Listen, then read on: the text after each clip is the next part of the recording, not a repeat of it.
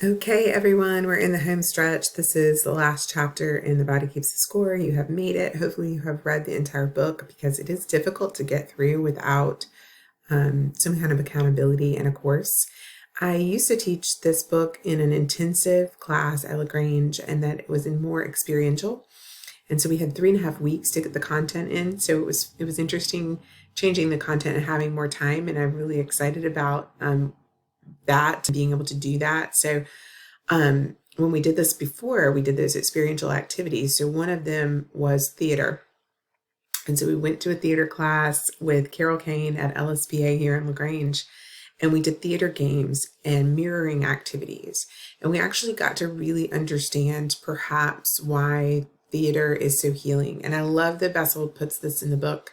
And I love this as an adjunct to what we do as therapists in referring for theater class or getting involved in theater. It makes a whole lot of sense to me for multiple reasons why this could be healing. And I love that I wish we talked about it more. Additionally, we would do drumming and therapeutic drumming. We did a drum circle. We did an EMDR live demo like I did with you guys last week.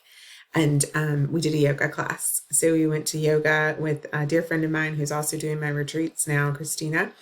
And we would do healing restorative yoga. And so I don't get to do that with you guys, but hopefully you got to have enough experiential activities with me that you get some idea. But this is Finding Your Voice, Community Rhythms in Theater, last chapter in the book. And Bessel talks about the importance of keeping time together, that collective movement and music create a larger context for our lives, meaningful beyond our individual fate. So when you think about that, think about worshiping together or dancing and moving together, tribal dance, and what does that do to us as a community? How does that keep us in line and stabilize our nervous systems? Tell me more about what you think about that, or maybe perhaps in your last reflection, you can tell me what you think. Bessel goes on to talk about all of the historical events where troops and populations of people kept together in time through chanting or ritual or song, and how healing those can be for us as a collective unit. And what I'm referencing at the bottom of this slide is when I took my class to the theater class, which I just mentioned, but we had to stay in time and attuned to one another. And we know more recent research is talking about that. Think about the mirror neurons. Think about attuning and our nervous systems getting in the same rhythm. I think about this in group exercise. I do group exercise, and I always think, that collective movement is very healing, not just for our own physical needs for exercising, getting our heart rates up and stretching and lifting weights, but it's this in yoga too, that movement together, the breath and the movement and the heart rate and the syncing. And when we did our theater class, we would stand in front of each other and we would have to mirror one another like this. And then we would play like bip, bap, bop or something game. If you've ever done theater, it was like I'm bip, you're bop, you're bap, or something like that. And we had a whole room and it was get faster and faster and faster and faster. And we would laugh and we were in a circle. And so we had this collective experience, very healing experience that I find so interesting to end our time together. Bessel talks about treating trauma through theater. I think I'm going to ask you, but you're not in front of me. Is there a lot of research on collective ceremonies affecting the brain? And there's not, and there probably should be. But I want you to think about that chapter and how he talks about how they treat trauma through theater, and tell me, and think about what that says to you or what you believe. Maybe you think it's all a bunch of hooey, but perhaps not. Bessel talks about treating trauma through theater in a myriad of ways and references some studies like the Trauma Drama Program at Boston Public Schools and Shakespeare in the Courts, which are very helpful for treating trauma. One of the modalities, the evidence-based modalities that we often talk about in group therapy is psychodrama. So psychodrama is so healing. I don't know how much the Auburn students are aware of how healing that is, but in my group class, we definitely practice psychodrama and we learn it so that the have a little bit of an idea of what that's like as a clinician, and being able to use those live dramas and in session. It's almost very gestalt, very action oriented, and very healing. Live sculpt is something that is we sculpt your family out in group or in session with items, and then we talk about what items you chose represent the family members and where they are in relation to you and their height, and etc. And those are also very, very powerful modalities. I'm not really sure why my camera's not working now. So if we were together, we would then now talk about this quote. So what are your thoughts about this quote? Traumatized people are terrified to feel deeply. They are afraid to experience their emotions because emotions lead to a loss of control. In contrast, theater is about embodying emotions, giving voice to them, becoming rhythmically engaged, taking on and embodying different roles. Just take a minute to kind of take that quote in and consider what that quote means. One of the references in the text is Paul Griffin. He discusses the theater program for foster care children. And he says the stuff of tragedy in theater revolves around coping with betrayal, assault, and destruction. They have no trouble understanding plays like Hamlet and what they're about. And what he says is everything is about using the whole body and having other bodies resonate with your feelings, emotions, and thoughts.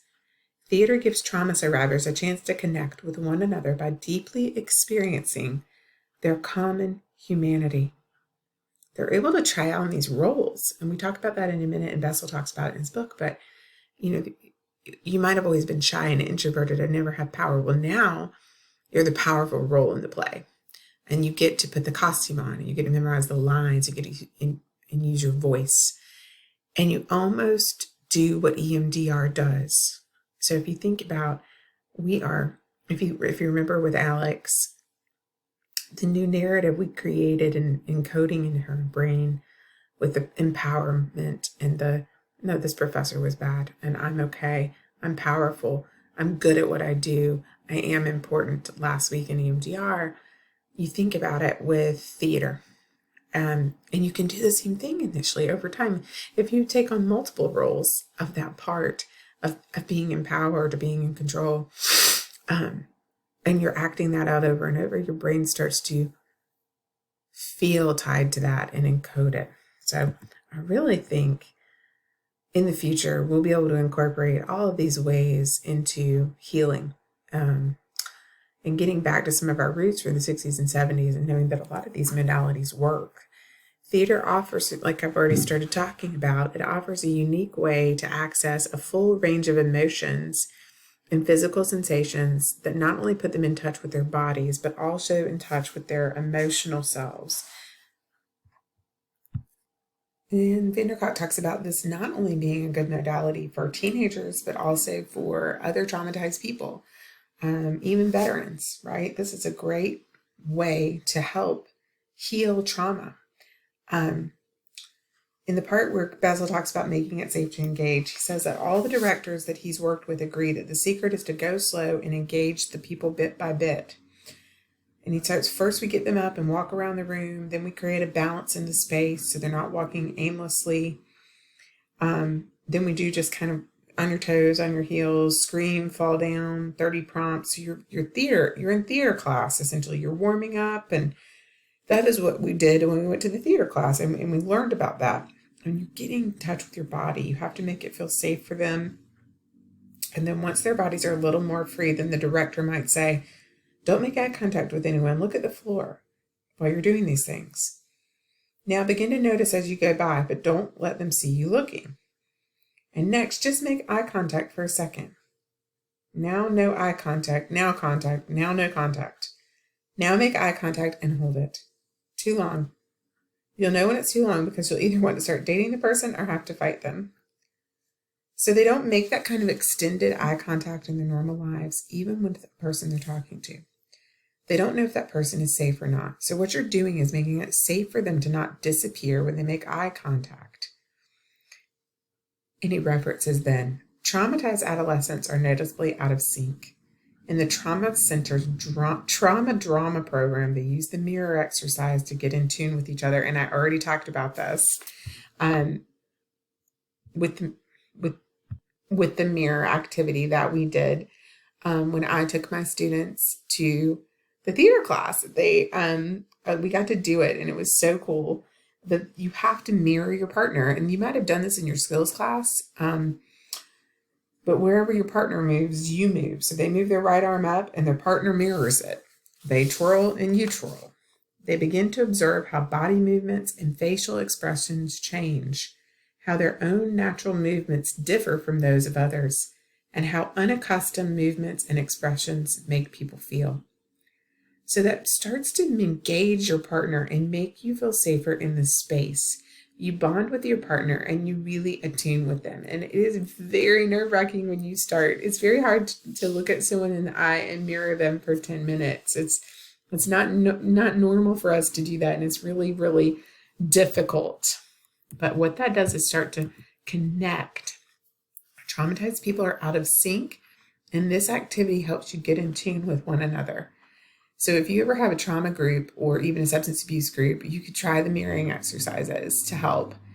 Mirroring exercises loosen that preoccupation, like we just talked about, with what other people think of them, and helps them attune viscerally, body feeling, not cognitive, not thinking, to someone else's class experience. When it ends in giggles, it is an indication that participants feel safe. And that is what we experienced when we did it. It was really, really fun when we did the activity. And it was really uncomfortable for everyone. And some of these projects that we've been talking about a little bit, and Bessel mentions, and the main ones that he discusses is Urban Improv, the Possibility Project, and Sentence to Shakespeare. The first one starts with the Urban Improv, which was a long-standing Boston arts institution. And it was actually Bessel's son that was involved with the Urban Improv in Boston. And he found out that they had this violence prevention program in 1992. And what it was were kids who were having kind of problems that students face every day. They would do skits and empower them in these skits. So with these professional actors. So for instance, in a typical presentation, the actors might portray a group of kids excluding a new kid from a lunch table in the cafeteria. As the scene would approach a choice point, for example, the new student responds to the put downs, the director freezes the action. A member of the class is then invited to replace one of the actors and show how he or she would feel and behave in this situation. These scenarios enable the students to observe day-to-day problems with emotional distance while experiencing solutions, which is solution-focused, and also psychodrama. That's what I'm asking. What is this really? It really is just psychodrama. Would they confront? Would they tell someone? Would they tell a teacher? How would they handle it? And then another volunteer is asked to try yet a different approach. So the students or group members or whomever, if you're thinking about it, could see how other choices would play out.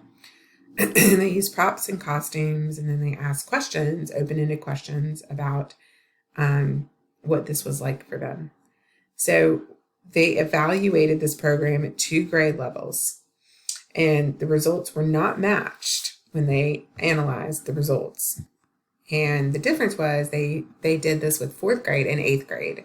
And so developmentally speaking, these 8th graders had a lot more trauma. They've been through middle school. 4th grade, we're still innocent. Think about developmental brain, where you are with your brain development, and all the trauma that can occur in the middle school, right? Think back, probably triggering y'all now.